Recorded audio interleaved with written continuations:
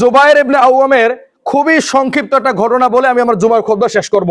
আমি আপনাদেরকে বোঝাতে চাই যে মুসলিমদের আসলে কেমন হওয়া উচিত। জুবাইর ইবনে আওয়াম ছিলেন নবীজির স্ত্রী খাদিজাতুল কুবরা রাদিয়াল্লাহু তাআলা আনহুমার ভাগনা। তিনি যখন ছোট ছিলেন, একেবারে ছোট, তার বাবা মারা গিয়েছেন। যারা এখানে বাবা আছেন তারা এই কথাটা খুব মনোযোগ দিয়ে শুনবেন। তার বাবা ছোটবেলায় মারা গেছে। তার মা যখন তার বয়স ধরেন 3 বছর 4 বছর বা 5 বছর, মানে কোনো মতে একটু হাঁটে বেড়ায় আর কি, ঘুরে, ওই সময় তার মা তাকে প্রচুর ভাবে মারতো। তখন বিভিন্ন মানুষ বলতো, তুমি তোমার সন্তানটাকে মারো কেন, সমস্যা কি? তখন তিনি বলতেন, আমার ছেলে বড় হয়ে একদিন মুজাহিদ হবে। আমার ছেলেকে এই ছোট্টবেলা থেকে আমি মার খেয়ে খেয়ে অভ্যস্ত করতেছি। আমি দেখতে চাই যে আমার ছেলে বড় হয়ে কি মুজাহিদ হবে না কাপুরুষ হবে।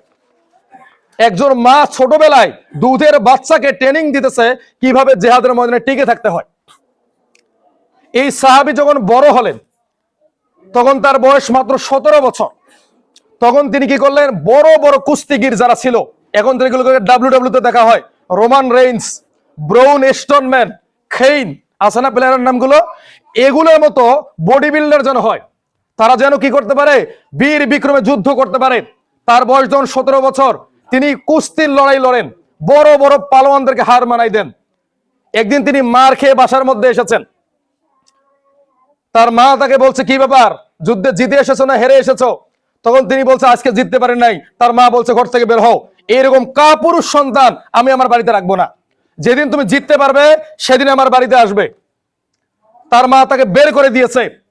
তিনি তলোয়ার নিয়ে সেই বাড়িতে গেছেন, গিয়ে বলছেন, তুমি যদি এই মুহূর্তে আমার সঙ্গে আবার যুদ্ধ না করো তাহলে আমি কিন্তু তোমার গর্দনটা কেটে ফেলবো। রাতের বেলায় তাকে আবারও কুস্তির ময়দানে নিয়ে গেছে, তাকে হারিয়ে তারপর বাসার মধ্যে ফিরে এসেছে। এই হচ্ছে একজন মায়ের শিক্ষা। আমাদের ঘরে যেগুলো আছে এগুলো মা না, এগুলো ডাইনি। মা কে? যে তার সন্তানকে কোরআন হাদিসের শিক্ষা দেয়। মা সেই যে তার সন্তানের হাতে মোবাইল দেয় না। মা সেই যে তার সন্তানকে ছোটবেলা থেকে নৈতিক আদর্শে গড়ে তুলে, সে না হচ্ছে মা। আমাদের ঘরে যারা আছে, যারা সন্তানের হাতে মোবাইল তুলে দেয়, সন্তানকে প্রেম করা শিখায়, সন্তানকে সামনে নিয়ে অলঙ্গ টিভি দেখে, এরা মা না, এরা হচ্ছে মা নামের কলঙ্ক, এরা হচ্ছে ডাইনি। তো তার বয়স যখন 18 বছর হয়ে গেছে, একদিন তিনি শুনতে পেলেন নবী সাল্লাল্লাহু আলাইহি ওয়াসাল্লামকে কেউ আঘাত করেছে। তার মা তাকে বলল, যাও, এই যে তলোয়ার দেখতে পাচ্ছ, তলোয়ার নিয়ে যাও, গিয়ে দেখো মুহাম্মদকে কে কতল করেছে, তার গর্দান কেটে তারপর বাড়িতে ফিরবে। তিনি গিয়ে দেখেন প্রচন্ড মানুষ জমা হয়ে আছে। সমস্ত মানুষের ভিড় ছড়িয়ে দিয়ে তিনি মুহাম্মদ সাল্লাল্লাহু আলাইহি ওয়াসাল্লামের কাছে গেলেন, গিয়ে দেখলেন তিনি সশরীরে জীবিত আছে। তিনি সেই দিন বলেছিলেন, আমার মায়ের নির্দেশ, কেউ যদি আজকে মুহাম্মদ সাল্লাল্লাহু আলাইহি ওয়াসাল্লামকে একটা চুলের পরিমাণ আঘাত করত, তার গর্দান না কেটে আমি যেতাম না। তো এইভাবে তার মা তাকে বড় করেছেন। তিনি যখন মারা যাচ্ছেন বা তিনি যখন মারা গেলেন তখন তার ঋণ ছিল কত টাকা জানেন? 22 লক্ষ দিরহাম টাকা তার ঋণ ছিল। একজন জান্নাতি সাহাবী যিনি দুনিয়াতে জান্নাতের সার্টিফিকেট পেলেন, তার ঋণ কত? 22 লক্ষ দিরহাম। এখন আমি গুগলে সার্চ করে দেখেছি, 1 দিরহাম সমান সমান 900 টাকা। কত? 1 দিরহাম সমান সমান 900 টাকা। এই 22 লক্ষ দিরহামকে যদি আমি টাকায় কনভার্ট করি, প্রায় 220 কোটি টাকা। তাহলে একজন জান্নাতি সাহাবী 220 কোটি টাকা ঋণ করে মারা গেছেন। তাহলে চিন্তা করেন তো, ওই সময় যারা ইহুদি খ্রিস্টান ছিল তারা এই লোকটাকে কত খারাপ মনে করত। তিনি এত টাকা কিভাবে ঋণ করলেন? এত ঋণ থাকা সত্ত্বেও তিনি কিভাবে দুনিয়াতে জান্নাতের সার্টিফিকেট পেলেন? এটা কি বলবো না শেষ করব? বলেন, এই ছেলেটাকে সরান। এতগুলো টাকা ঋণ করলেন, কিভাবে ঋণ করলেন? এখান থেকে যারা ব্যবসায়ী আছেন, ব্যবসায়ীরা এখান থেকে একটা মেসেজ নিতে পারবেন, কিভাবে ব্যবসা বাণিজ্য চাকরি করবেন। এখান থেকে সাহাবে আকরামরা আমাদেরকে শিখিয়ে দিয়েছেন। তিনি যখন মারা গেলেন, তার সন্তানের কানে কানে তিনি একটা কথা বলেছিলেন। এই কথাটা শুধুমাত্র তার সন্তান জানতো, এছাড়া আর কেউ জানতো না। যখন জুবাইর বিন আওয়াম রাদিয়াল্লাহু আনহু মারা গেলেন, তখন আমাদের দেশে মানুষ যদি ঋণ রেখে মারা যায়, কিছু মানুষ কিন্তু আমাদের কাছে আসে, এসে বলে কি, ভাই কতটুকু ঋণ আছে, আমি একটু হেল্প করবো, বলে না আত্মীয় স্বজনরা। আজকে যে বিষয়টি নিয়ে আমরা কথা বলবো সেটা হচ্ছে আল্লাহ তাআলার গুণ ও বৈশিষ্ট্য। আল্লাহ আসলে কে, আল্লাহর পরিচয় কি, তিনি কোথায় থাকেন, আল্লাহ কি একজন, দুজন, তিনজন, আল্লাহর কি সন্তান আছে, আল্লাহ কি বিয়ে করতে পারে, বা উপরে কি আল্লাহ ব্যতীত অন্য কেউ কি আছে? এই সমস্ত প্রশ্নের উত্তর আজকে আমরা জানবো। আমার কোনো শক্তি নাই, আল্লাহ নিজেই এই সমস্ত প্রশ্নের উত্তর দিয়েছেন, আমি শুধু আপনাদেরকে পড়ে শোনাবো। যুগে যুগে আল্লাহ রসুলকে ইহুদি খ্রিস্টানরা কিন্তু কম প্রশ্ন করেন নাই, প্রত্যেকটা বিষয় নিয়েই তারা প্রশ্ন করছে। বলছে যে আল্লাহ দুইজন, একজন আল্লাহ এত কিছু সামলায় কিভাবে, তিনজন হলে আরো ভালো হতো, বা কেউ কারো যদি চাঁদের দায়িত্ব নিত, কেউ যদি সূর্যের দায়িত্ব নিত, তাহলে জিনিসগুলো ভালো হতো। এইভাবে নানান প্রশ্ন করছে। আল্লাহ তাআলা এই ইহুদিদের সমস্ত প্রশ্নের উত্তর একেবারে কড়ায় গন্ডায় বুঝে দিছেন। তো এই বিষয়গুলো নিয়ে আমরা জানবো। সর্বপ্রথম আমরা জানবো আল্লাহ তাআলা আসলে কে, কে আল্লাহ তাআলা, এটা আমরা প্রথমে জানবো। আল্লাহ তাআলা সূরা বাকারার 163 নম্বর আয়াতে বলছেন, ওয়া ইলাহুকুম ইলাহুন ওয়াহিদ, তোমাদের ইলাহ হচ্ছেন একজন, তার নাম কি, তার নাম কি আল্লাহ। অনেকে কিন্তু আল্লাহকে অন্য নামে ডাকে, ডাকে না? অনেকে বলে যে ঈশ্বর, অনেকে বলে ভগবান, আবার আমরা ওদের সঙ্গে তাল মিলাই বলি যে আল্লাহকে ভগবান বা ঈশ্বর নামেও ডাকা যাবে। অনেক সময় বলি না, কিন্তু না, ভগবান আল্লাহর নাম কখনো ছিল না, ঈশ্বর আল্লাহর নাম কখনো ছিল না। আল্লাহর নাম আল্লাহ। কোরআনের মধ্যে অসংখ্যবার বলা আছে যে আল্লাহর নাম কি আল্লাহ। কোথাও কি ঈশ্বর, ভগবান এই ধরনের কোনো কথা লেখা আছে? নাই। তো আল্লাহকে আল্লাহই বলে ডাকতে হবে। তবে আল্লাহর আরো 99টা নাম আছে, এই 99টা নামের ভিতরে কোথাও ভগবান বলে ডাকা নেই, আছে? ঈশ্বর দেখা আছে। আর এগুলোর কোনো গুণবাচক নাম থাকে না। যেমন আল্লাহর একটা নাম হচ্ছে কি রহমান, রহমান মানে কি দয়ালু, কিন্তু আমরা যদি ভগবান এই শব্দটা নিয়ে আসি, এর কোনো বাহ্যিক অর্থ আসে না। এই জন্য আল্লাহর নাম কি আল্লাহ। আল্লাহ তাআলা এটাই বলতেছেন যে ওয়া ইলাহুকুম ইলাহুন ওয়াহিদ, তোমাদের ইলাহ কেবলমাত্র একজন, লা ইলাহা ইল্লা হুয়া, তিনি ছাড়া আর কোনো ইলাহ নাই তোমাদের। আর রহমানুর রহিম, তিনি পরম করুণাময়, পরম দয়ালু। আল্লাহ তাআলা কোরআনের অসংখ্য জায়গায় বলছেন যে আল্লাহ কেবলমাত্র একজন। তার মধ্যে সব থেকে সুন্দর করে বলা, একেবারে শর্টকাটে বলা, সূরা ইখলাসের মধ্যে কি বলা? কুল, বলো। কে বলবে? মুহাম্মদ সাল্লাল্লাহু আলাইহি ওয়াসাল্লামের মুখ দিয়ে আল্লাহ তাআলা বলাচ্ছেন যে কুল, বলো, হুয়াল্লাহু আহাদ, বলো তোমার প্রতিপালক শুধুমাত্র একজন, আল্লাহুস সামাদ, তিনি বেনিয়াজ, তার সমপরিমাণ তো দূরের কথা, তার কাছাকাছি বা তার পর্যায়ে কোনো লোক নাই। লাম ইয়ালিদ, তার কোনো সন্তান নাই। ওয়ালাম ইউলাদ, তিনি কাউকে জন্ম দেন নাই, কারো কাছ থেকে জন্ম গ্রহণও করেন নাই। ওয়ালাম ইয়াকুল্লাহু কুফুয়ান আহাদ, তার সমপরিমাণ, তার পর্যায়ে বা তার আশেপাশে বা তার অংশীদারিত্বের ভিতরে পৃথিবীতে কেউ নাই, একেবারে সংক্ষেপে। তো এখানে আল্লাহ তাআলা খুব সুন্দর করে একেবারে সংক্ষেপে তার নিজের পরিচয়টা তুলে ধরেছেন। কোরআন শরীফে অসংখ্য ব্যাখ্যা আছে, যেগুলো আমরা ধীরে ধীরে ইনশাআল্লাহ জানবো। আর সূরা ইখলাস সম্পর্কে আবার অনেক হাদিস আছে। কেউ যদি সূরা ইখলাস একবার মন থেকে পাঠ করে, একবার মন থেকে পাঠ করে, আল্লাহ তাআলা এত নেকি দ্বারা আমল নামায় দেয় যে আল্লাহ তাআলা আসমান জমিন নেকি দ্বারা পূর্ণ করে ফেলে। একজন সাহাবী মারা গেছেন, তার নাম হচ্ছে মুয়াবিয়া ইবনে মুয়াবিয়া আল ফেসারি। তিনি যখন মারা গেলেন, নবীজি তাকে নিয়ে জানাজার নামাজ পড়বেন, কথা বলবেন না, জানাজার নামাজ পড়তেছেন, হঠাৎ দেখতে পেলেন সূর্যের আলোটা আর নাই, নিভে গেছে। পৃথিবীতে এত অন্ধকার নেমে আসলো যে সূর্যের আলো আর জমিন পর্যন্ত আসে না, জানাজার ময়দান অন্ধকার হয়ে গেছে। তখন তিনি জিবরাইল আলাইহিস সালামকে সামনে দেখতে পেলেন, জিজ্ঞাসা করলেন কি হলো, হঠাৎ করে সূর্যের আলো কোথায় গেল? তখন জিবরাইল আলাইহিস সালাম বলছেন, মুয়াবিয়া ইবনে মুয়াবিয়া আল ফেসানি, তিনি এমন এক বিশেষ আমল করেছিলেন যার কারণে তার এই জানাজায় আল্লাহর পক্ষ থেকে 1,20,000 ফেরেশতা জমিনে নেমে আসতেছে। ফেরেশতাদের যে আকৃতি, এই আকৃতির সামনে এই চন্দ্র সূর্য কিছুই না। ফেরেশতাদের গায়ে এই সূর্যের আলোটা লেগে পৃথিবী অন্ধকার হয়ে গেছে। বলা হলো তার বিশেষ আমল কি? বলা হলো যে তিনি সব সময় সূরা ইখলাসটা পাঠ করতেন, উঠতে বসতে চলতে ফিরতে।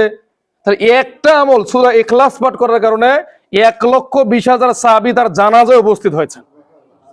সুবহানাল্লাহ শুনে মনে হলো যে আপনাদের মনে ভালো লাগলো না। এর থেকে বড় মর্যাদা পৃথিবীতে কিছু আছে? এই জন্য সূরা ইখলাসের মধ্যে আল্লাহর তাওহীদের যে বাণীগুলো খুব সুন্দর করে বলা আছে। এই জন্য নিয়ত করতে হবে কি আমরা যেন সব সময় সূরা ইখলাস পাঠ করতে পারি। আরেকজন সাহাবীর জীবনে আমি পড়েছি, তাকে সম্ভবত সিরিয়ার গভর্নর করে পাঠানো হয়েছে।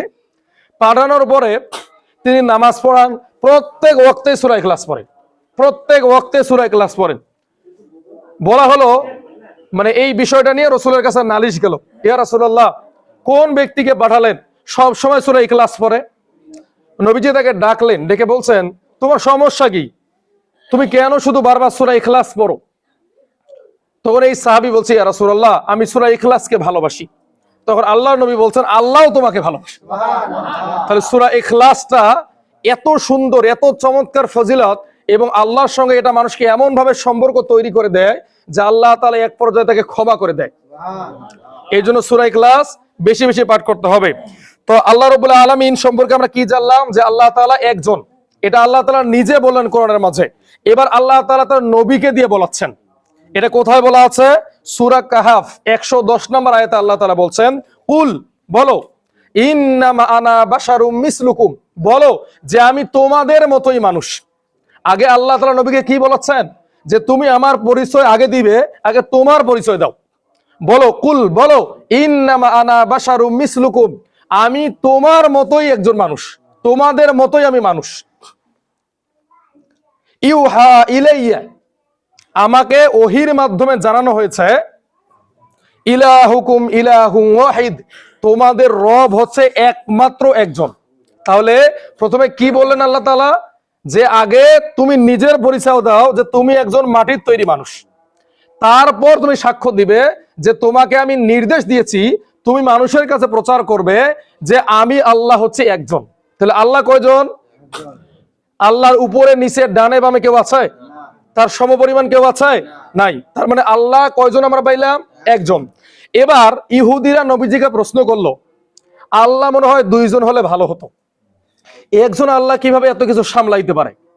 এই মিলিয়ন বিলিয়ন তারকা তার কথা মতো চলতেছে, কোটি কোটি ফেরেশতা তার মতো কথা মতো চলতেছে, এই চন্দ্র সূর্য মিল্কি ওয়ে গ্যালাক্সি সবকিছু নিজ নিজ কক্ষপথে ঘুরতেছে। তো ইহুদিরা বলতো যে এটা এক আল্লাহর পক্ষে সম্ভব না, মনে হয় দুইজন আল্লাহ হলে ভালোই হতো। আল্লাহ তাআলা সেটারও প্রতিবাদ করেছেন। আল্লাহ তাআলা বলছেন সূরা নাহাল 51 নম্বর আয়াতে আল্লাহ তাআলা বলছেন ওয়াকালাল্লাহু লা তাত্তাখিযু ইলাহাইন ইসনাইন, তোমরা এই কথা কখনো বলবা না যে তোমাদের ইলাহ হচ্ছে দুইজন, এই কথা তোমরা কোশ্চিন কালেও বলবা না। ইন্নামা হুয়া ইলাহুম ওয়াহিদ, বরং তোমাদের প্রভু কেবলমাত্র একজনই। ফাইয়া ফারহাবুন, এবং তোমরা আল্লাহ তাআলাকে ভয় করো। তার মানে আল্লাহ তাআলা কখনোই তার সঙ্গে অংশীদার করাকে মেনে নেননি। আল্লাহ তাআলা প্রতিবাদ জানিয়েছে কোরআনের মধ্যে আয়াত নাজিল করে। এখন ইহুদিরা বলল বুঝলাম দুইজন আল্লাহ হতে পারে না, আল্লাহ মনে হয় তিনজন হবে। আল্লাহ তাআলা সেটার উত্তর দিতেছেন। আল্লাহ তাআলা বলতেছেন সূরা নিসা আয়াত নাম্বার 171, আল্লাহ তাআলা বলছেন লা তাকুলু সালাসা, তোমরা এই কথা বলো না যে আল্লাহ তিনজন। সালাসা মানে কি? সালাসা মানে তিন। ওয়ালা তাকুলু সালাসা, তোমরা বলো না যে আল্লাহ তাআলা তিনজন। তাহলে তোমরা কি বলে? ইনতাহু খায়রুল লাকুম, ইনতাহু খায়রুল লাকুম, আর তোমাদের জন্য এটাই কল্যাণকর। তোমরা যদি বলো যে আল্লাহ তিনজন, এটা নিশ্চয়ই খারাপ কাজ। আর তোমরা যদি এই কথা না বলো ইনতাহু খায়রুল লাকুম, তাহলে এটাই তোমাদের জন্য হচ্ছে উত্তম। তিনি আরো বলছেন সুবহানাল্লাহি আইয়াকুনা লাহু ওয়ালাদ, তোমরা কি মনে করো যে তোমাদের প্রভু সন্তান গ্রহণ করেছেন? বরং না, লাহু মা ফিস সামাওয়াতি ওয়া মা ফিল আরদ, আসমান এবং জমিনে এবং জমিনের ভিতরে, সাত আসমানের উপরে সবকিছুর একমাত্র মালিক হচ্ছেন আল্লাহ তাআলা। তিনি আরো বলছেন ওয়া কাফা বিল্লাহি ওয়াকিলা, আর তোমাদের যে অভিভাবক আছে এই অভিভাবক হিসাবে আল্লাহ তাআলাই যথেষ্ট। তাহলে এখানে আল্লাহ কি বলতেছেন যে তোমাদের ইলাহ তিনজনও হতে পারে না। এরপর আবার আল্লাহ তাআলা বলতেছেন একজন ইলাহ হলে কি সমস্যা হতো, দুইজন ইলাহ হলে কি সমস্যা হতো। আল্লাহ তাআলা সেটাকেও খুব সুন্দর করে ব্যাখ্যা করতেছেন। আল্লাহ তাআলা বলতেছেন সূরা মুমিনুন আয়াত নাম্বার 91, আল্লাহ তাআলা বোঝাচ্ছেন যে দুইজন যদি ইলাহ থাকতো তাহলে পৃথিবীর অবস্থাটা কেমন হতো। আল্লাহ তাআলা বলছেন মাত্তাখাযাল্লাহু মিন ওয়ালাদ, তোমরা এই কথা বলো না যে আল্লাহর সন্তান আছে। ওমা কানা মাহু মিন ইলাহিন, যদি আল্লাহ একজন না হয় যদি দুইজন হতো তাহলে সে তার সৃষ্টিকে নিয়ে পৃথক হয়ে যেত। এই কথা বলেই তিনি ক্ষান্ত হন নাই, তিনি বলতেছেন ইদাল্লা জাহাবা কুল্লু ইলাহিম বিমা খলাক ওয়ালা আলা বা'দুহুম আলা বা'দ, আর যদি দুইজন ইলাহ থাকতো সে তার সৃষ্টিকে নিয়ে আলাদা হয়ে যেত এবং একজন আরেকজনের উপর প্রাধান্য বিস্তার করত। এই কথাটাকে আমি আরো সংক্ষেপে বোঝাচ্ছি। মনে করেন আকাশের মধ্যে দুইজন আল্লাহ আছে, ধরেন একজনের ভাগে আছে সূর্য, একজনের ভাগে আছে চন্দ্র। এখন কেউ কেউ এর মধ্যে কি করবে, পার্থক্য তৈরি করবে। মানুষের কাজই হচ্ছে কি দল তৈরি করা, এক দল সূর্যের পক্ষে এক দল চন্দ্রের পক্ষে। যার কাছে সূর্য আছে সে বলবে তুমি যদি আমাকে না মানো আমি কিন্তু সূর্যের আলো বন্ধ করে দিলাম, বলবে না? যার কাছে চন্দ্র আছে সে বলবে তুমি যদি আমার কথা না মানো চন্দ্রের আলো বন্ধ করে দিতাম। যেভাবে আমাদের দেশের রাজনৈতিক অঙ্কনে হয়, তুমি যদি আমার দলে না আসো জেলখানাকে তোমাকে পুড়তেই হবে, তোমাকে জেলখানায় ভরবই যে কোনো মূল্যে। আর যদি আমার দলে আসো সব ক্ষমা, 7 খুন করলে তোমার ক্ষমা। তো আল্লাহ তাআলা বলতেছেন যদি যদি আকাশের মধ্যে একাধিক ইলাহ থাকতো, কি সমস্যা? আল্লাহ তাআলা বলতেছেন যদি আকাশের মধ্যে দুইজন ইলাহ থাকতো তাহলে সে তার সৃষ্টিকে নিয়ে আলাদা হয়ে যেত।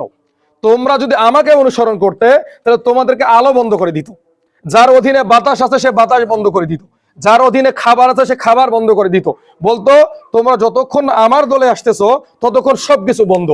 তাহলে আল্লাহ তাআলা সবকিছুর বর্ণনা দিতেছেন মানুষকে।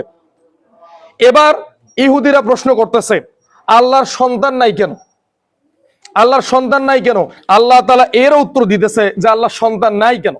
আল্লাহ তাআলা বলতেছেন সূরা মারিয়াম আয়াত নাম্বার 35, যখন মারিয়াম আলাইহিস সালামের গর্ভ থেকে মসিহ ঈসা আলাইহিস সালাম জন্মগ্রহণ করলেন, বাবা ছাড়াই কিন্তু পৃথিবীতে দুইজন মানুষ এসেছেন। বলেন তো কে কে নাম বলেন?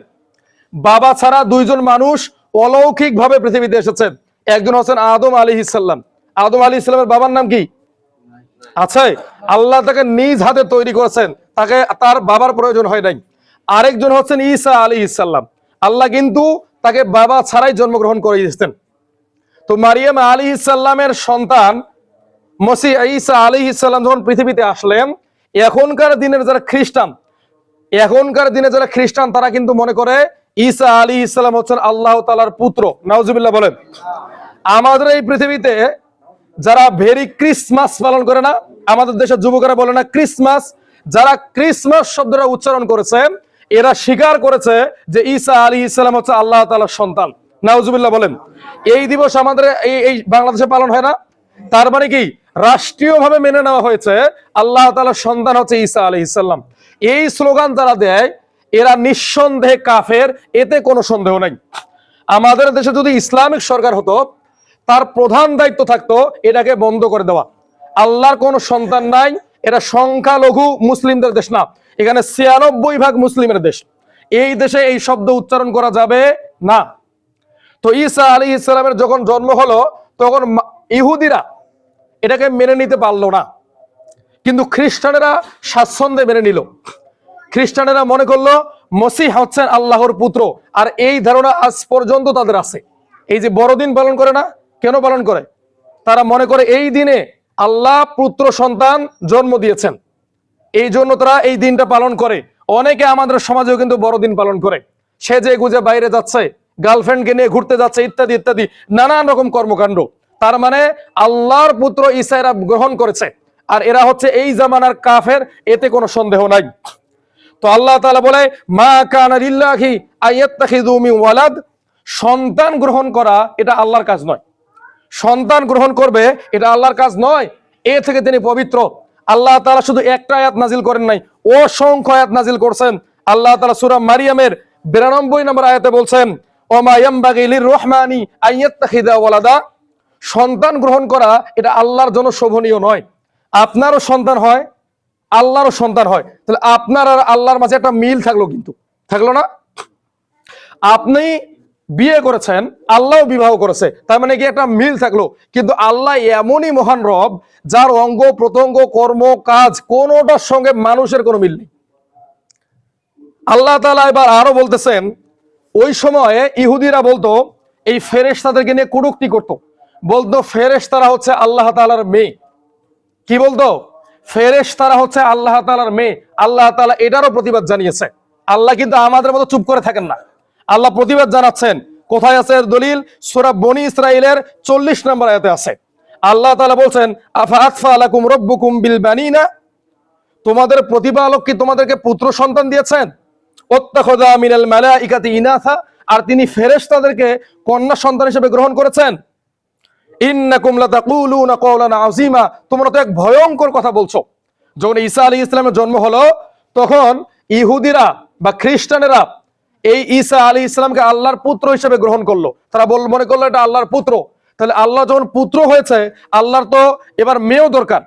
তখন তারা বলতে লাগলো ফেরেশতারা হচ্ছে আল্লাহ তাআলার মেয়ে। আল্লাহ তাআলা প্রতিবাদ জানালেন যে না, আল্লাহর কোনো ছেলেও নাই, আল্লাহর কোনো মেয়ে নাই। আল্লাহ তাআলা আরো বলছেন সূরা সাফফাত আয়াত নম্বর 153-54, তিনি বলছেন, আফা আতফাকুম বিল বানিনা আলাল বানিন, তোমরা যদি মনে করো যে তোমাদেরকে আল্লাহ তাআলা পুত্র সন্তান দিয়ে তিনি কন্যা সন্তান গ্রহণ করেছেন, মালাকুম কাইফা তাহকুমুন, তাহলে তোমরা ভুল করছো। এটা তোমরা কেমন ধরনের কথা বলছো? আল্লাহ তাআলা তো এরকম কখনো সন্তান গ্রহণ করেন নাই। আল্লাহ তাআলা তার স্ত্রী সম্পর্কে আমাদেরকে বলছেন, তিনি বলছেন, আন্না ইয়াকুনু লাহু ওয়ালাদুন ওয়া লাম তাকুল লাহু সাহিবা, আল্লাহর কিভাবে সন্তান হবে? কিভাবে তার সন্তান হবে? তার তো কোনো স্ত্রী নাই, স্ত্রী থাকলে না সন্তান হবে। আল্লাহ তাআলা এইভাবে যুগে যুগে কোরআনের মধ্যে প্রতিবাদ করেছেন ইহুদিদের বিরুদ্ধে। আর নবী সাল্লাল্লাহু আলাইহি ওয়াসাল্লাম ইহুদিদের বিরুদ্ধে এমন ভাবে প্রতিবাদ করেছেন যে তিনি কাবাটাকে চেঞ্জ করে দিলেন। আগে কিন্তু বাইতুল মুকাদ্দাস আমাদের কাবা ছিল, সেদিক ফিরে মানুষ নামাজ আদায় করত। আল্লাহ তাআলা এই কাবাকে পর্যন্ত পরিবর্তন করলেন, অর্থাৎ ইহুদিদের সঙ্গে তোমাদের যেন কোনো বিষয়ে কোনো মিল না থাকে। আজকে আমরা কি করি? বলি বাংলাদেশকে আমরা নিউ ইয়র্ক বানাবো, বাংলাদেশকে আমরা লন্ডন বানাবো, বাংলাদেশকে আমরা তেল আবিদ বানাবো, বলি না? কিন্তু আল্লাহ তাআলা কি করতেছেন? এমন মানে দেওয়াল তৈরি করতেছেন মাঝখানে, যেন ওদের সঙ্গে তোমাদের কোনো মিল না থাকে। আল্লাহ তাআলা প্রথমে কেবলা পরিবর্তন করলেন, যেহেতু ওই দিক ফিরে ইহুদিরা নামাজ আদায় করত, আল্লাহ কেবলা পরিবর্তন করে মক্কাকে কেবলা করলেন, যেন ওদের সঙ্গে তোমাদের মিল না থাকে। নবীজি তার জীবদ্দশায় এই ইহুদিদেরকে এই মক্কা মদিনা থেকে বের করে দিয়ে তারপর ইন্তেকাল করেছেন। তাহলে কি রকম তাদের সঙ্গে বিরোধিতা করত। কিন্তু আজকের দিনে কি হয়েছে? আমরা পশ্চিমা সংস্কৃতিকে নিজেদের দিকে টেনে আনতেছি। পশ্চিমা সংস্কৃতিকে আজকে আমরা কি মনে করি? ফ্যাশন মনে করি, মনে করি এটাই উন্নতি, এটাই অগ্রগতি। তবে না, আমাদের যে সংস্কৃতি আছে, আমাদের যে উন্নতি অগ্রগতি করার যে একটা ধারাবাহিকতা আছে, এটার সঙ্গে পশ্চিমাদের কখনো মিল রাখা যাবে না।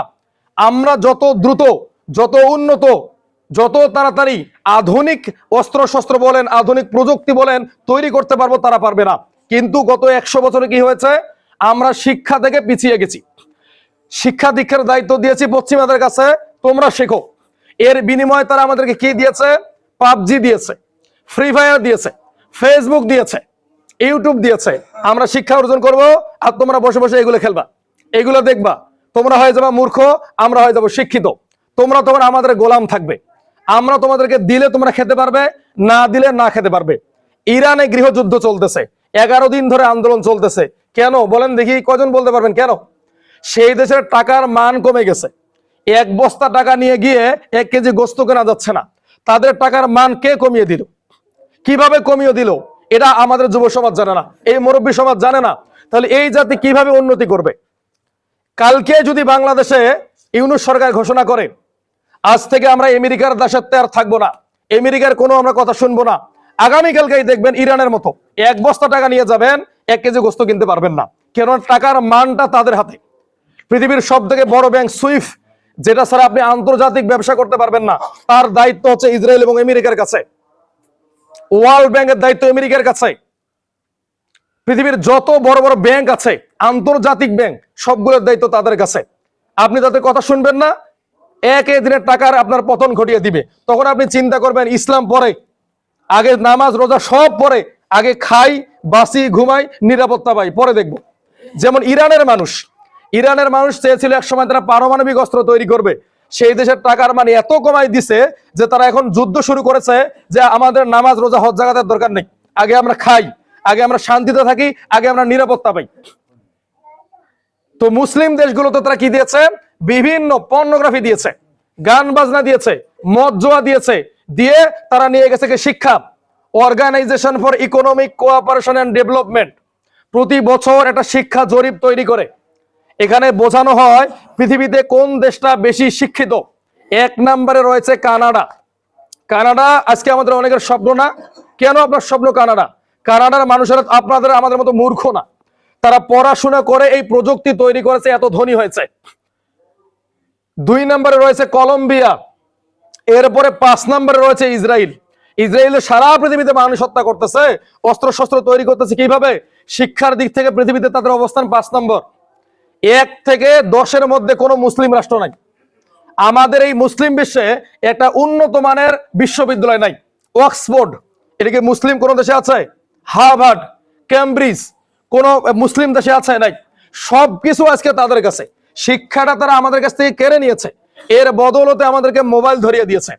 চায়নার মধ্যে কিন্তু ফেসবুক চলে না, জানেন? চায়নার মধ্যে ইউটিউব চলে না, জানেন? তো তারা যদি ফেসবুক আর ইউটিউব ছাড়া বাঁচে, আমরা বাঁচতেছি না কেন? চায়নার মানুষ সম্ভবত এই পাবজি ফ্রি ফায়ার তৈরি করেছে, সেই দেশের মানুষ কেউ খেলে না। তারা জানে এই মোবাইল দিয়ে আর ফেসবুক ইউটিউব দিয়ে একটা মানুষকে দাস করা যায়। আপনার হাতে মোবাইল দিয়েছে, সারাদিন আপনি গেম খেলতেছেন, না আছে পড়াশোনা, না আছে কোনো চিন্তা, না আছে চিন্তা করার মতো বিবেক। আর আল্লাহ তাআলা এই সমস্ত মানুষদেরকে জানোয়ার বলেছেন, যারা সারাদিন ফেসবুক নিয়ে ব্যস্ত, সারাদিন ইউটিউব নিয়ে ব্যস্ত, সারাদিন গেমস নিয়ে ব্যস্ত, এদেরকে আল্লাহ তাআলা জানোয়ার বলেছেন। দলিল কোথায়? সূরা আরাফের ভিতরে আছে। আল্লাহ তাআলা বলছেন কিছু মানুষকে আমি জাহান্নামে দেওয়ার জন্যই তৈরি করেছি, এদের আর কোনো কাজ নাই, এদেরকে তৈরি করা হয়েছে জাহান্নামে দেওয়ার জন্য। 1 নাম্বার পাপ, চিন্তা ভাবনা নাই, তাদের কোনো চিন্তা নাই। সকালে উঠবে, ধরেন 10টার সময়, কিছু খাবে, খাওয়া দাওয়া পরে পরে ফেসবুক টিপবে, ইউটিউব দেখবে, গেমস খেলবে, দুপুরে আবার খাবে, গরু ছাগলের মতো ঘুমাবে, আবার সারাদিন চলতেছে। রাতের বেলা এসার পরে সারা রাত পর্নোগ্রাফি দেখবে, সারা রাত ফেসবুক ইউটিউব দেখে আবার সকাল 10টা পর্যন্ত ঘুমাবে। এই হচ্ছে যুবকদের অবস্থা। তাহলে এই জাতি কিভাবে সামনের দিনে উন্নতি অগ্রগতি করবে? এই জাতি কি কখনো কোরআনকে হাতে নিয়ে পশ্চিমাদের বিরুদ্ধে বিদ্রোহ করতে পারবে? পারবে না। তাহলে সর্বপ্রথম আমাদের কি করতে হবে? শিক্ষায় দীক্ষায় উন্নতি করতে হবে। আমাদের দেশে গার্মেন্টস হচ্ছে, অনেকে মহা খুশি, আর গার্মেন্টস দিয়েই আমাদের মা বোনদেরকে তারা লুটে নিয়েছে, আমাদের মা বোনদের ইজ্জতকে তারা হরণ করেছে। এই গার্মেন্টস দিয়ে আমাদের বউদেরকে তারা বেপরদা করেছে, এই গার্মেন্টস দিয়ে আমাদের সংসারের মাঝে তারা ঝামেলা তৈরি করেছে, এই গার্মেন্টস দিয়ে তারা মানুষকে তার সংসার জীবন থেকে আলাদা করে ফেলতেছে। এখন একটা মেয়েদের একটা আশা আকাঙ্ক্ষা কি, যদি কোনো কারণে আমার স্বামী আমাকে গ্রহণ না করে আমি গার্মেন্টসে গিয়ে চাকরি করব, এরকম চিন্তা হয় না? আমি অসংখ্য মানুষকে চিনি, বলে হুজুর আমার বউটা আগে ভালোই ছিল, কিন্তু যখন থেকে গার্মেন্টসে গেলাম তারপর থেকে আমার আর কথা শুনে না, আমাকে আর বেল দেয় না। বেল তো দিবে না। কাপুরুষ মানুষদের আমি একটা সংজ্ঞা খুঁজে পেয়েছি। কাপুরুষ কারা? একজন সাহাবী ছিল যার নাম হচ্ছে উবাইদা ইবনে জাররাহ। তিনি একদিন রাস্তা দিয়ে হেঁটে যাচ্ছিলেন, তার স্ত্রীর মাথায় একটা লাকড়ির বোঝা ছিল। নবী সাল্লাল্লাহু আলাইহি ওয়াসাল্লাম ওই রাস্তা দিয়ে যাচ্ছিলেন। তো উবাইদা ইবনে জাররাহ তিনি বাড়িতে চলে গেছেন, তার স্ত্রী এই লাকড়ির বোঝাটা নিয়ে যাচ্ছিলেন ঘরের দিকে। ওই সময় নবীজির সঙ্গে দেখা। তো নবীজি তাকে বললেন যে তোমার লাকড়ির বোঝাটা আমার উঠের উপরে দাও আর তুমি হেঁটে হেঁটে যাও, যেহেতু তোমার কষ্ট হচ্ছে। তখন এই মহিলা ভাবলো যে আমি যদি এই বোঝাটা নবীজির উঠের মধ্যে দেই তাহলে আমার স্বামীর তো একটা বদনাম হতে পারে, যে অমুকের স্ত্রীর বোঝা মুহাম্মদ সাল্লাল্লাহু আলাইহি ওয়াসাল্লাম বহন করেছে। এটা আমার কাছে মানে ভালো লাগলো না, এটা আমার কাছে মনে হলো যে আমার স্বামীর ইজ্জত চলে যাবে, সম্মান চলে যাবে, এই জন্য আমি দেই নাই। তিনি বাড়িতে গেলেন, যাওয়ার পরে তার স্বামীর কাছে এই ঘটনাটা বললেন। তার স্বামী বলতেছে তুমি যে মুহাম্মদ সাল্লাল্লাহু আলাইহি ওয়াসাল্লামের উঠের মধ্যে তোমার বোঝাটা দেও নাই, এটা দিয়ে তুমি যতটা নিজেকে মানে ভালো মনে করেছো বা তোমার স্বামীর ইজ্জত রক্ষা করার কথা মনে করেছো, তার থেকে বেশি কষ্ট আমার হয়েছে যে তুমি আমার স্ত্রী হয়ে মাথার মধ্যে করে লাকড়ি নিয়ে আসতেছো, এতেই আমার বেশি সম্মান চলে গেছে। তাহলে সাহাবায়ে কেরামরা কি করতো? তার স্ত্রী এটা লাকড়ির বোঝা মাথার মধ্যে বহন করবে, এটাকে মনে করতো অপমান, ইজ্জত। আর আজকে বাংলাদেশে অসংখ্য কাপুরুষ তারা আজকে নিজের স্ত্রী সন্তানদেরকে গার্মেন্টসের মধ্যে দিছে। এদেরকে যারা সুপুরুষ বলবে, এরা হচ্ছে এক শ্রেণীর হিজড়া। সাহাবায়ে কেরামরা এত কষ্ট করেছেন, কখনো তারা নিজের স্ত্রী সন্তানদেরকে বাইরে যেতে দেন নাই। আপনারা তো অসংখ্য ইতিহাস শুনেছেন, ফাতেমা 7 দিন 10 দিন ঘরের মধ্যে আগুন জ্বলে নেই, শুনেন নাই কাহিনী? কখনো শুনেছেন যে ফাতেমা মানুষের কাজে গেছে? শুনেছেন? আমি আবার বিভিন্ন জায়গায় দেখেছি মহিলা মানুষ ধান লাগায়। আপনারা দেখছেন কিনা আমি জানি না, আমি দেখছি। এরা কি কাপুরুষ না? এরা তো খালি কাপুরুষই না, এদের জন্য এই বাংলাদেশের এই অবস্থা। মহিলাদের কাজ হচ্ছে ঘরের ভিতরে, তারা বাইরে থাকবে কেন? আজকে একজন শুধুমাত্র সাহাবীর কথা বলে আমি শেষ করতেছি, যেহেতু সময় সংক্ষিপ্ত। জান্নাতের সার্টিফিকেট পেয়েছেন কয়জন সাহাবী বলেন তো দুনিয়াতে? কয়জন? 10 জন। এখন একজন মানুষ বীর পুরুষের মতো দাঁড়িয়ে বলেন যে আমি এই 10 জন সাহাবীর নাম জানি, তার জন্য 500 টাকার পুরস্কার আমার পক্ষ থেকে নগদ, খোদার কসম। বলেন, একজন মানুষ পাওয়া গেল না যে জান্নাতের 10 জন সুসংবাদ প্রাপ্ত সাহাবীদের নাম বলতে পারে। এই জাতিকে যদি গরু ছাগল না বলা হয়, কোন জাতিকে গরু ছাগল বলা হবে? বলেন। এই জাতি গরু ছাগলের জাতি, এই জাতি মানুষ বলা যাবে না।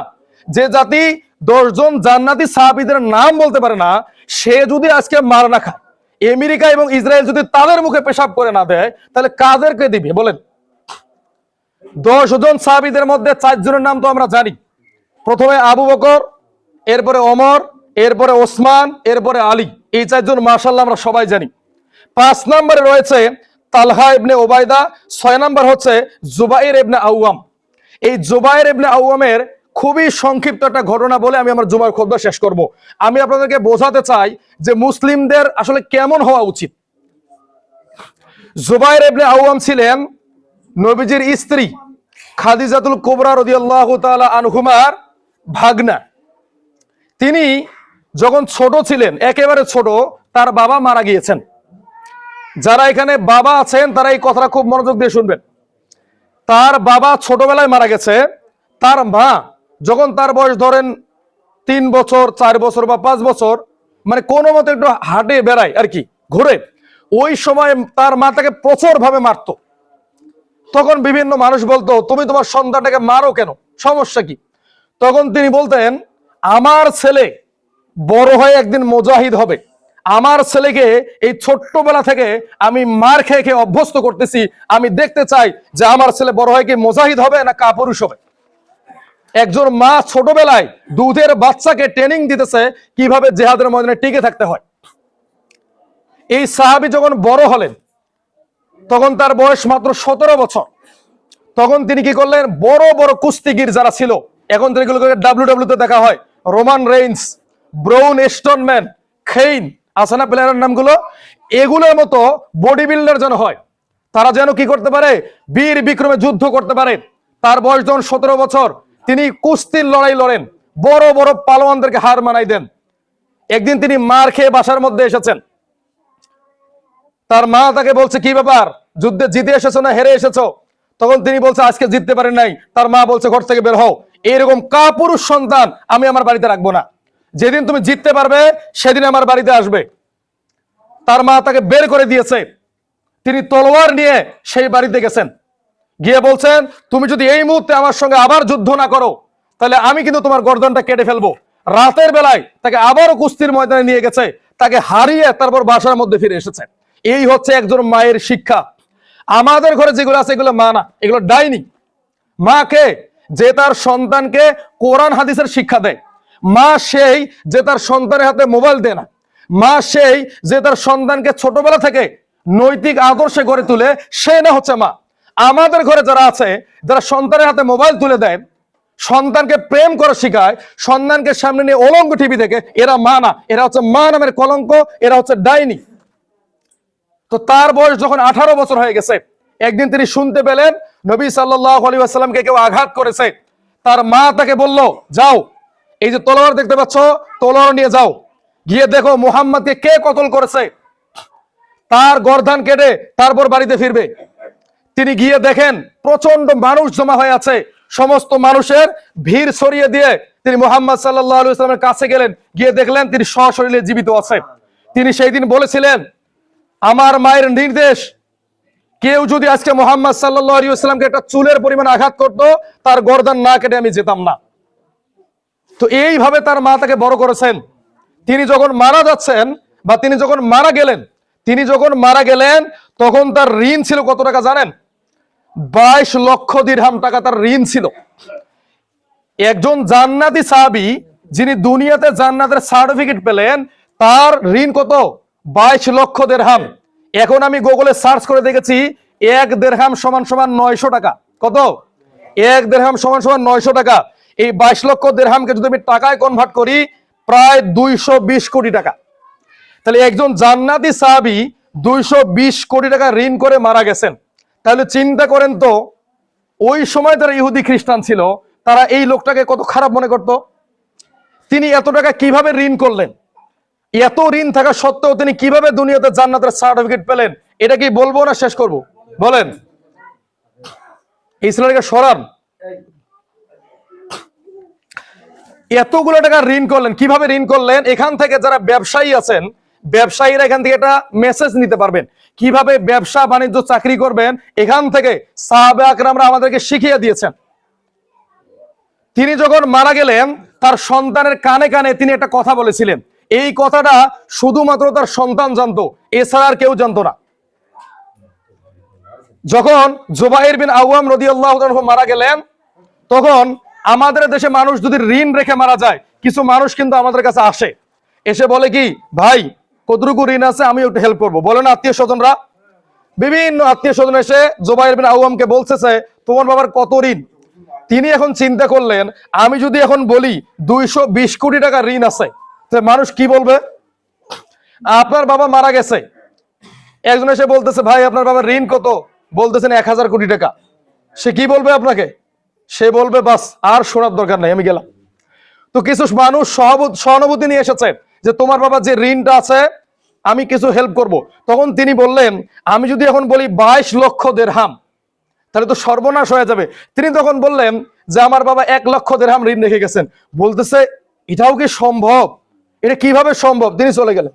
তিনি তখন বলছেন, আমি যদি এখন বলি যে আমার বাবা 220 কোটি টাকা ঋণ, তাহলে কি পরিণতি হবে? তো এই একজন সাহাবী ছিলেন ব্যবসায়ী। কি ব্যবসায়ী? জমি ব্যবসায়ী। এই জমি ব্যবসায়ী সাহাবী দুনিয়াতে জান্নাতের সার্টিফিকেট পেয়েছেন। আমাদের দেশের একজন জমি ব্যবসায়ী মানুষ দুনিয়াতে জান্নাতের সার্টিফিকেট পাবে বলে আমি এটা কোশ্চিন কালে বিশ্বাস করি না। তিনি কিভাবে দুনিয়াতে জান্নাতের সার্টিফিকেট পেলেন এত বড় ব্যবসায়ী হয়ে? তিনি ছিলেন মক্কার মধ্যে একজন বিশ্বস্ত মানুষ। যেমন আমাদের রাসূল সাল্লাল্লাহু আলাইহি ওয়াসাল্লামকে অনেকে আলামিন বলতো না? সবাই কিন্তু তার কাছে গনিমত রাখতো, মানে সম্পদকে জমা রাখতো। যে রাতে তাকে হত্যা করা হবে, যে রাতে তিনি হিজরত করতেছেন, সেই রাতেও কিন্তু তারই কাছে যারা তাকে হত্যা করতেছে তারই সম্পদ জমা। তিনি আলী রাদিয়াল্লাহু আনহুকে বুঝিয়ে দিলেন যে অমুক অমুক সম্পদ অমুক অমুক ব্যক্তি, বলে তিনি রাতের বেলা চলে গেলেন। তো এই জুবাইর ইবনে আওয়াম ছিলেন এইরকম মানুষ, তার কাছে সবাই টাকা পয়সা জমা রাখতো। তিনি চিন্তা করলেন, সবার কাছ থেকে যদি আমি টাকা নেই, এটা যদি আমানত হিসেবে নেই, এটা তো এমনি পড়ে থাকবে। এই জন্য তিনি কি করতেন? সবার কাছ থেকে ঋণ গ্রহণ করতেন। সবাইকে বলতেন, তুমি আমার কাছে আমানত রাখিও না, তুমি আমাকে ঋণ দাও, তুমি যখন চাইবে তখন আমি তোমাকে ফেরত দিব। এই টাকাগুলো নিয়ে তিনি কি করতেন? বিভিন্ন জায়গায় জমি কিনে রাখতেন। মক্কায় তার জমি ছিল, মদিনায় জমি ছিল, সিরিয়ায় জমি ছিল, বিভিন্ন জায়গায় জমি ছিল। তার মধ্যে উল্লেখযোগ্য হচ্ছে তিনি থাকতেন মদিনায়। মদিনাতেই তার 11টা বাড়ি ছিল। এই 11টা বাড়ির মধ্যে বিভিন্ন জায়গা থেকে হজর মৌসুমে যারা আসতো তারা ভাড়া থাকতো, সেখান থেকে তার বিপুল পরিমাণ সম্পদ জমা হতো। এরপর তার 2টা বাড়ি ছিল বুশরায়, একটা ছিল কুফায়, একটা ছিল কাবায়। আর এই বাড়ি মানে বলতে আমি বোঝাচ্ছি বিশাল বড় প্রজেক্ট, বিশাল আকারের জমি, এগুলো তিনি কিনে কিনে রাখতেন। এগুলো কিনে কিনে রাখতে রাখতে একদিন তিনি মারা গেলেন। তারপর খবর আসলো কি, তার ঋণ কত? 220 কোটি টাকা। এবার তার সন্তান চিন্তা করলেন কি, এই ঋণ তো পরিশোধ করতে হবে। তার বাবা তাকে কিন্তু কানে কানে বলে গিয়েছিলেন, আমার অমুক অমুক জায়গায় জমি আছে। তিনি তার মক্কার মধ্যে যে জমিটা ছিল এই জমিটাকে বিক্রি করলেন। এই জমিটার দাম হলো কত জানেন? 17,000 কোটি টাকা। কত না, সরি, 17 লক্ষ দিরহাম। কত হলো? 17 লক্ষ দিরহাম। একটা জমি বিক্রি করলে কত পেলেন? 17 লক্ষ দিরহাম। তার হচ্ছে ঋণ কত? 22 লক্ষ দিরহাম। তাহলে বাকি কত থাকলো? 5 লক্ষ দিরহাম।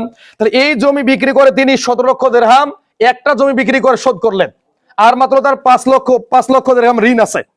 এরপর তার সন্তান 4 বছর পুরো মক্কা মদিনা সব জায়গায় খবর করে দিলেন, আমার বাবার কাছ থেকে যে যেটা পাও সেটা নিতে আসো।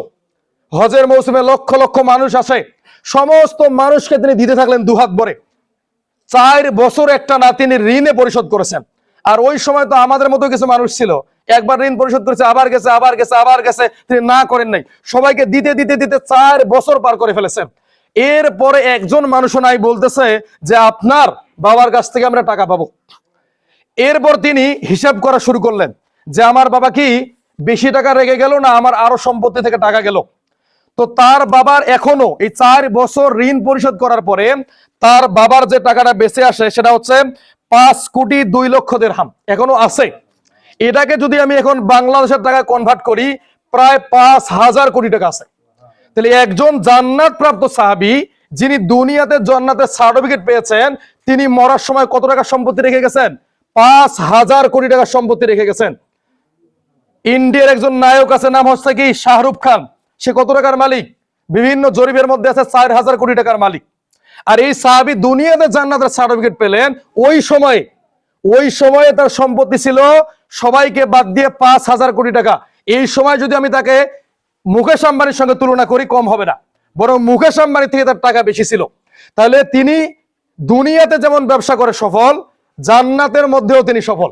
অর্থাৎ সে দুনিয়াতে সফল, দুনিয়াতে টাকা পয়সা দান খয়রাত সব করেছেন, আখেরাতেও দুনিয়াতে জান্নাতের সার্টিফিকেট নিয়ে দুনিয়া থেকে বিদায় হয়েছেন। তার মানে এখান থেকে আমরা কি বুঝলাম? যে আমাদেরকে দুনিয়াতেও সফল হতে হবে, আখেরাতেও সফল হতে হবে।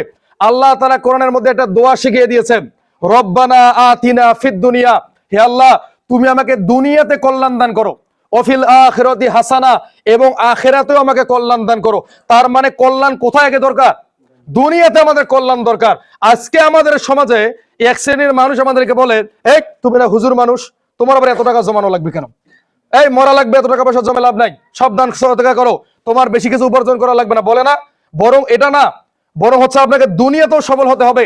দুটো জিনিস দিয়ে জান্নাত কেনা যায়, এই কথা বলে শেষ করতেছি। দুটো জিনিস দিয়ে জান্নাত ক্রয় করা যায়, একটা হচ্ছে জীবন দিয়ে আর একটা হচ্ছে সম্পদ দিয়ে।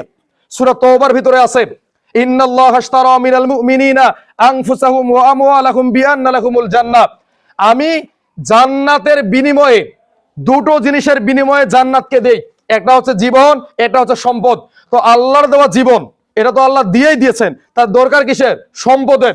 এই জন্য বেশির থেকে বেশি সম্পদ উপার্জন করতে হবে এবং এই সম্পদ দিয়ে মানুষের জন্য, দেশের জন্য, সমাজের জন্য কাজ করতে হবে। পারবো তো ইনশাআল্লাহ? তো আল্লাহ তাআলা আমাদেরকে বোঝার মতো তৌফিক দান করুক। ওয়া আখিরু দাওয়ানা আলহামদুলিল্লাহি রাব্বিল আলামিন।